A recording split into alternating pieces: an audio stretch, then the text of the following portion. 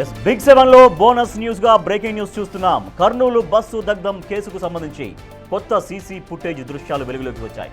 వాటి ద్వారా చూస్తే సుమారు 3 బస్సులు బైక్ యాక్సిడెంట్ ని చూసి చూడనట్లు వెళ్లిపోయాయి. బైక్ పక్కనే ఉన్న శివశంకర్ డెడ్ బాడీ, వాటిని ఎటు కదల్చలేక నిస్సహాయంగా నిలుచుని ఉన్న ఎర్రిస్వామి ఈ సీసీ ఫుటేజ్ విజువల్స్ లో కనిపించారు. ఆ బస్సు డ్రైవర్లలో ఏ ఒక్కరికైనా కనీస మానవత్వం ఆ 3 బస్సు డ్రైవర్లకి ఉంటే పరిస్థితి మరోలా ఉండేదన్న భావన వ్యక్తమవుతుంది. ఆ కష్టం మనకి వస్తే ఎలా ఉంటుందన్న ఆలోచన ఈ బస్సు డ్రైవర్లలో ఎవరూ చేయకపోవడం దురదృష్టకరంగా భావిస్తారు. ఏ ఒక్క బస్సు డ్రైవర్ అయినా వారి సమస్య గుర్తించి అక్కడ ఆగి అసలు అక్కడ ఏం జరిగిందో చూసి అక్కడ సాయం చేసి ఉంటే నిజంగా, లేకపోతే అక్కడ ఆల్రెడీ ఆ మనిషి అక్కడ చనిపోయి ఉంటే ఆ 2 వీలర్ అక్కడ రోడ్డు పైన పడి ఉన్నటువంటి ఆ 2 వీలర్ని పక్కకు జరిపి ఉండి, అక్కడ డెడ్ బాడీని పక్కకు జరిపి ఉండి, అక్కడ ఎవరైతే అక్కడ ఫ్రెండ్ ఉన్నారో ఎర్రిస్వామి అతనితో మాట్లాడడం కావచ్చు, లేకపోతే అసలు ఆ సిచ్యువేషన్ అంతా అక్కడ క్లియర్ చేసి ఉంటే అసలు ప్రమాదం జరిగేదే కాదు.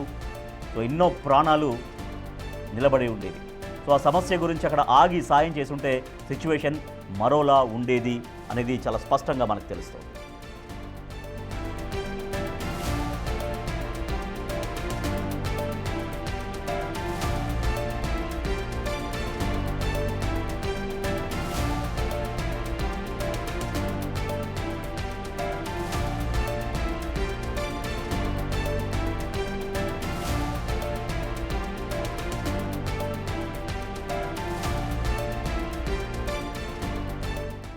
కర్నూలు బస్సు దగ్ధమై ఎంతోమంది ప్రాణాలు కోల్పోయారు, సజీవంగా దహనమయ్యారు. దేశవ్యాప్తంగా ఆ ఘటన అందరినీ తీవ్రంగా కలిచివేసింది.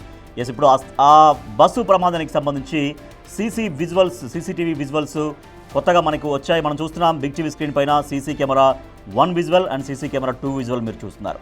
సో అక్కడ ఆ వ్యక్తి నిలబడ్డాడు. ఫస్ట్ బాక్స్లో ఆ రౌండ్ సర్కిల్ ఉన్నటువంటి వ్యక్తి ఎవరైతే చనిపోయాడో శివశంకర్, ఆ శివశంకర్ ఫ్రెండ్ ఎర్రిస్వామి ఆయన పక్కనే నిలబడ్డాడు, మనం గమనించవచ్చు. సో అక్కడ పక్కన డెడ్ బాడీ ఉంది. అయినా ఒక బస్సు వెళ్తుంది, కానీ అక్కడ ఏం జరిగింది, ఎందుకు ఆగి ఉన్నారు, తర్వాత అక్కడ అసలు రోడ్డు పైన ఆ బండి ఎందుకు పడి ఉంది, వాళ్ళు ఏమాత్రం విచారించకుండా అసలు ఏం జరిగింది తెలుసుకోకుండా వాళ్ళ మరణ వాళ్ళు వెళ్ళిపోయినటువంటి విజువల్స్ మీరు చూస్తున్నారు. సో రైట్ సైడ్ బాక్స్లో కూడా మనం చూడొచ్చు. అక్కడ బస్సులు వెళ్ళిపోతున్నాయి. సో అట్లా అంటే వరుసగా 3 బస్సులు వెళ్ళిపోయాయి. ఆ 3 బస్సులో ఏ ఒక్క బస్సు అక్కడ ఆపైనా సరే అసలు ఏం జరిగింది, ఆ బండి ఎందుకు అక్కడ రోడ్డు పైన పడి ఉంది, ఆ బండిని అక్కడ రోడ్ అంతా క్లియర్ చేసి ఆ పక్కకు జరిపుంటే ఎంతోమంది ప్రాణాలు, అసలు ఈ ప్రమాదం జరిగేది కాదు, ఈ ప్రమాదం గురించి మనకు తెలిసేదే కాదు. మా ప్రతినిధి శ్రీరామ్ మరింత సమాచారం ఉంది. సార్ శ్రీరామ్, 3 బస్సులు వెళ్ళిపోయాయి. ఏ ఒక్క బస్సు డ్రైవర్ ఆగినా అసలు ఈ బస్సు ప్రమాదం అనేది జరిగి ఉండేదే కాదు. ఆ బస్సు డ్రైవర్లు ఎవరు, ఆ 3 బస్సులు ఏ బస్సులో ఎక్కడి నుంచి ఎటు వెళ్తున్నట్టుగా ఏమైనా తెలిసిందా? ఎస్ రాజేష్, గత నెల 24వ తేదీ జరిగిన కర్నూలు రోడ్డు ప్రమాద ఘటన ఏదైతే ఉందో దేశ ప్రజల్ని కలిచివేసింది. దాదాపు 19 మంది సజీవ దహనమైనటువంటి బస్సులో మనం ఆ రోజు చూశాం. వారు అర్ధనాదాలతో అర్ధరాత్రి 2:45 సమయంలో ఈ ఘటన చోటు చేసుకుంది. ఒకసారిగా హైదరాబాద్ నుండి బెంగళూరుకు వెళ్తున్న బస్సులో వెళ్ళే సమయంలో ఈ ప్రమాద ఘటన చోటు చేసుకుంది. మనం బిగ్ టీవీ స్క్రీన్లో కొద్దిసేపటి క్రితం మీరు ఎక్స్ప్లెయిన్ చేసిన వాటిలో మనం ఒకసారి అబ్జర్వ్ చేసినట్లయితే శివశంకర్ మొదట ఏదైతే డివైడర్ ఉందో రైట్ సైడ్లో ఉన్నటువంటి డివైడర్కు ఢీ కొట్టి ఆ బైకు ఏదైతే వైట్ లైన్ మధ్యలో ఆ యొక్క డివైడర్ సమీపంలో బైక్ పడి ఉంది. పక్కనే శివశంకర్ పడి ఉన్నాడు. పడి ఉన్న సమయంలో ఎర్రిస్వామి డివైడర్లో ఆ గడ్డి ఏదైతే ఉందో అందులో పడ్డంతో వెంటనే హుటాహుటిన లేచి శివశంకర్ని అక్కడి నుండి పక్కకు లాగివేశాడు. పక్కకి లాగివేసిన తర్వాత మనం ఓ సీసీటీవీ విజువల్లో చూస్తే అందరినీ కూడా ఈ ఘటన కలిచివేస్తుంది. ఎందుకంటే నిజంగా యావత్తు సమాజం అంతా కూడా సిగ్గుపడాల్సినటువంటి పరిస్థితి. ఓవైపు అర్ధరాత్రి తెల్లవారుజామున వర్షం కురుస్తూ ఉంది.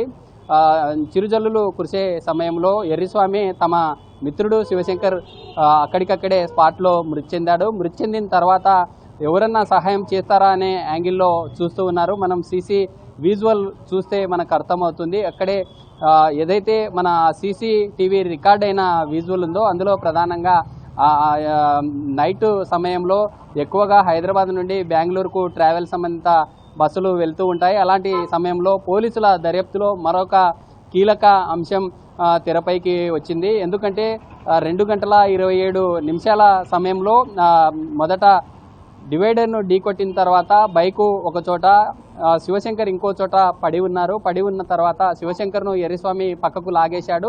బైకును తీయబోతుండగా ఏదైతే కావేరీ ట్రావెల్ బస్సు దగ్ధమైందో ఆ బస్సు కంటే ముందే ఇంకో బస్సు ఢీకొట్టింది. స్వల్పంగా ఢీకొట్టి బస్సుకున్న బంపర్ను ఢీకొట్టిన తర్వాత కొంత దూరం వెళ్ళి ఆ యొక్క బైకు పడినటువంటి పరిస్థితి. ఆ డ్రైవర్ అక్కడి నుండి ఎస్కేప్ అయ్యారు. మరోసారి బ్యాక్ సైడ్ నుంచి వస్తున్నటువంటి లారీస్ కావచ్చు లేదా బస్సులు కూడా ఆ మార్గం గుండా వెళ్ళిన పరిస్థితి. వెళ్ళే సమయంలో ఎవరు కూడా జరిగిన ఘటనకు సంబంధించి బైకు ఢీకొట్టిన తర్వాత కావేరీ ట్రావెల్స్ డ్రైవర్ కొంత అప్రమత్తమై అక్కడే ఆగి ఉంటే కూడా నిజంగా ఈరోజు ఆ ఘటన జరిగి ఉండేది కాదు. 19 మంది బ్రతికి ఉండేవారు. ఆ 19 మంది సజీవ దహనమైన కేసు విషయంలో కూడా ఇప్పటికే ప్రభుత్వము 5 లక్షల ఎక్స్గ్రేషియో ప్రకటించి ముందుకెళ్ళింది. కావేరీ ట్రావెల్స్ యాజమాన్యం కూడా 2 లక్షలు ఇచ్చిన పరిస్థితి. అయితే ఇటీవల తన ఫ్రెండ్ డెడ్ బాడీని కొంత రోడ్డు పక్కకు కూడా లాగగలిగాడు. ఆ బండిని కూడా లాగేవాడేమో, బట్ ఆయన ఆ ప్రయత్నం చేసేసరికి బస్సులు కూడా కనిపిస్తున్నాయి వరుసగా.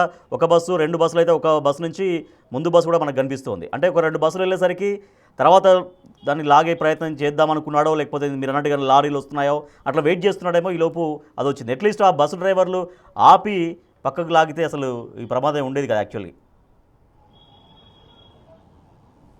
Yes Rajesh, exact. ఎందుకంటే కర్నూలు నుండి నేరుగా ఈ తుగ్గలి సమీపంలో రాంపల్లె గ్రామానికి వెళ్తూ ఉన్నారు ఇద్దరు మిత్రులు. శివశంకర్, ఎర్రిస్వామి వెళ్లే సమయంలో ఒకసారిగా డివైడర్ను ఢీకొట్టంగానే ఎర్రిస్వామి డివైడర్ మిడిల్ భాగంలో బాగా గడ్డి ఉండే ప్రాంతంలో పడడంతో అతనికి స్వల్ప గాయాలయ్యి ప్రాణాలతో బయటపడ్డారు. అయితే శివశంకర్ అక్కడికక్కడే డివైడర్ను ఢీకొట్టిన తర్వాత బలంగా గాయాలు కావడంతో తలకు ఇంజూరీ కావడం వల్లే అక్కడికక్కడే మృతి చెందారు. మృతి చెందిన సమయంలో ఎర్రిస్వామి వెంటనే హుటాహుటిన లేచి అతన్ని పక్కకి లాగి చూసేలోపు ఒక బస్సు వచ్చి జరిగిన ప్రమాదం ఏదైతే ఉందో బైకును మొదట ఢీకొట్టి ముందుకు ఈడ్చుకెళ్లిన పరిస్థితి. ఆ ముందుకు ఈడ్చుకెళ్లి అక్కడి నుండి ఒక డ్రైవర్ ఎస్కేప్ అయ్యారు. మరోసారి కావేరీ ట్రావెల్ బస్సు అనుకోకుండా పక్కన పడి ఉన్నటువంటి ఎవరైతే ఈ శివశంకర్ మృతి చెందారో, శివశంకర్ మృతి చెందిన పక్కనే డెడ్ బాడీ పక్కన ఉన్నటువంటి ఎర్రిస్వామి బిక్కుమంటూ తమ ఫ్రెండ్ మరణించిన తర్వాత ఏం చేయాలో తోచని పరిస్థితిలో అతను ఉన్నాడు. అతను ఉండే సమయంలోనే డ్రైవర్ కూడా కొంత, ఎందుకంటే తెల్లవారుజామున జరిగిన ఘటన కాబట్టి ఖచ్చితంగా నిద్రమత్తులో ఉంటారు. ఖచ్చితంగా నిద్రమత్తుతో పాటు అతివేగంగా వెళ్లే సమయంలోనే పక్కన పడి ఉన్నటువంటి శివశంకరు, ఎర్రిస్వాములను చూశారు. వాళ్ళని చూసి ఉండడంతోనే ముందరున్నటువంటి బైకు కొంత అది బ్లాక్ కలర్లోనే ఉండడం, రోడ్డు కూడా రిఫ్లెక్ట్ కావడంతో 2 కలర్లు సేమ్ మ్యాచ్ కావడంతో కొంత బైకును గుర్తించలేకపోవడం వల్లే బైకును ఢీకొట్టి నేరుగా బంపర్లో ఆ యొక్క బైకు ఇరుక్కున్న తర్వాత అందులో ఉన్నటువంటి పెట్రోల్తో పాటు రోడ్డు ర్యాపిడ్ 2 తోడవడంతో వెంటనే మంటలు వ్యాపించాయి. కొంత మంటలు వ్యాపించిన తర్వాత నేరుగా డ్రైవర్లు అప్రమత్తమై అక్కడి నుండి వెళ్ళిపోయారు. అక్కడి నుండి వెళ్ళిపోయిన తర్వాత వారికి లభించిన రాడ్స్ కావచ్చు లేదా వివిధ స్టోన్స్ను రాళ్లను తీసుకొని అద్దాలను బ్రేక్ చేసి అందులో ఉండే దాదాపు 27 మంది పబ్లిక్ని బయటకు తీశామంటూ కూడా పోలీసుల దర్యాప్తులో చెప్పామంటూ చెప్తున్నారు. మనం చూసే మన బిగ్ టీవీ స్క్రీన్లో 4 నిమిషాల సీసీ కెమెరా ఎవిడెన్స్ ఏదైతే ఉందో అందులో మనం ఒకసారి అబ్జర్వ్ చేసినట్లయితే మొదట బైకు ఢీకొట్టిన తర్వాత ఫ్రాక్షన్ ఆఫ్ సెకండ్స్లోనే ఇదంతా కూడా జరిగిపోయింది. ఎందుకంటే డ్రైవర్లు దిగి చూసేలోపే ఒకసారిగా యొక్క పెట్రోల్ బైకు ఏదైతే ఉందో పెట్రోల్తో పాటు ముందు భాగంలో ఇంజన్కి తోడు కావడం, అందులో ప్రధానంగా హైదరాబాద్ నుండి బెంగళూరుకి వెళ్లే సమయంలో అందులో దాదాపు 257 మొబైల్ ఫోన్స్ ఉండడం వల్లే ఈ ప్రమాదం చోటు చేసుకుందంటూ కూడా ఫోరెన్సిక్ అధికారులు కూడా దర్యాప్తులో ముమ్మరంగా తేలినటువంటి పరిస్థితి. ఎందుకంటే బస్సు ఇటీవల కాలంలో వస్తున్న బస్సులో ప్రధానంగా ఉండే ఫైబర్ కంటెంట్ కూడా ఎక్కువగా ఉంటుంది. వాటితో పాటు మిగతా ప్లాస్టిక్ మనం చూసే స్లీపర్ బస్సులో ప్రధానంగా వాటిలో ఉండే క్లాత్స్ కావచ్చు లేదా ఫైబర్ సంబంధిత మెటల్ ఎక్కువగా మండటానికి సహాయపడడం వల్లే ఈ ఘటన చాలా స్పీడ్గా ఎర్రిస్వామి రోడ్డు పక్కన నిలబడ్డాడు, బైక్ ఏమో ఆ డివైడర్ దగ్గర ఉంది,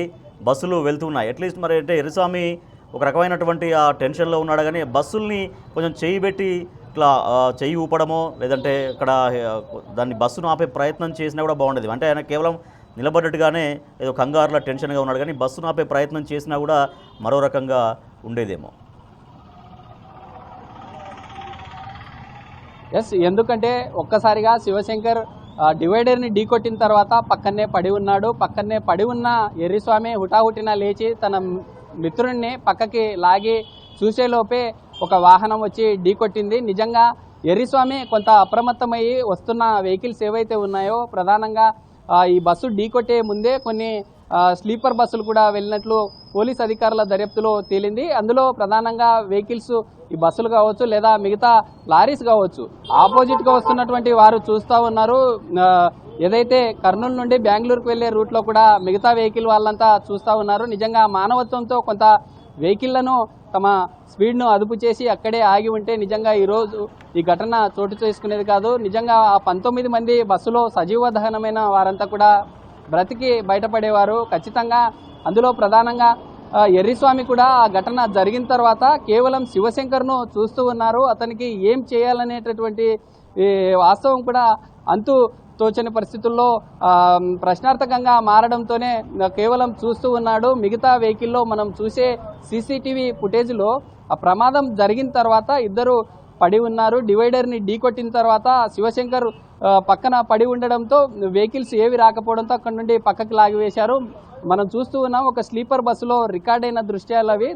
రికార్డ్ అయ్యి ఆ యొక్క శివశంకర్ అక్కడే పడి ఉన్నాడు. తర్వాత ఎర్రిస్వామి పక్కకి లాగి పక్కన పెట్టిన దృశ్యాలు అయితే ఇప్పుడు సోషల్ మీడియాలో వైరల్గా మారాయి. అందులో ప్రధానంగా దానికంటే ముందు ఒక 4 నిమిషాల వీడియో ఏదైతే ఉందో అందులో మొదట బైక్ను ఢీకొని వెళ్ళిన తర్వాత మంటలు ఎక్కువగా వ్యాపించడం, ఇదంతా కూడా కేవలం నిమిషాల సమయంలోనే ఇదంతా జరిగింది. పోలీసుల దర్యాప్తులో అనేక కోణాలు కూడా బయటకు వచ్చాయంటూ చెప్తున్నటువంటి సిచ్యువేషన్ అయితే ఉంది. అందులో శివశంకర్తో పాటు ఎర్రిస్వామి ఇద్దరు కూడా మద్యం మత్తులో ఉన్నారు. నిజంగా ఈ ఘటనలో శివశంకర్ మద్యం తాగి ఉండడం వల్లే ఇలా జరిగిందని మొన్నటి వరకు సోషల్ మీడియాలో వార్తలు వచ్చాయి. నిజంగా ఎర్రిస్వామి మద్యం మత్తులో ఉంటే నిజంగా ఎర్రిస్వామికి తన ఫ్రెండ్ని పక్కకు లాగివేశాడా అనే యాంగిల్లో కూడా పోలీసులు దర్యాప్తులో ఇంకా కొనసాగే ఛాన్స్ అయితే ఉంది.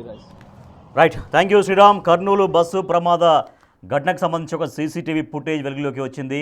సో అప్పటికే శివశంకర్, ఎర్రిస్వామి శివశంకర్ ఇద్దరు కలిసి వెళ్తున్నారు. అక్కడ ప్రమాదం జరిగింది, శివశంకర్ మరణించాడు. ఆ శివశంకర్ డెడ్ బాడీని ఎర్రిస్వామి రోడ్డు పక్కకు కూడా లాగి అక్కడ నిలబడ్డాడు. కానీ బైక్ను తీయలేకపోయాడు. సో ఈలోపు 3 బస్సులు వెళ్తున్నాయి. 3 బస్సులు వెళ్ళి అక్కడ స్లోగానే వెళ్తున్నాయి. అక్కడ పరిస్థితిని చూస్తూ వెళ్తున్నారు. కానీ అక్కడ ఆగి ఏం జరిగిందో తెలుసుకొని అట్లీస్ట్ ఆ బండిని పక్కకు జరిపినా కూడా అసలు ఈ ప్రమాదమే జరిగి ఉండేది కాదు. బట్ ఈ సీసీటీవీ ఫుటేజ్ చాలా కీలకంగా మారింది. దీంట్లో ఇంకెటువంటి దర్యాప్తు జరుగుతుందో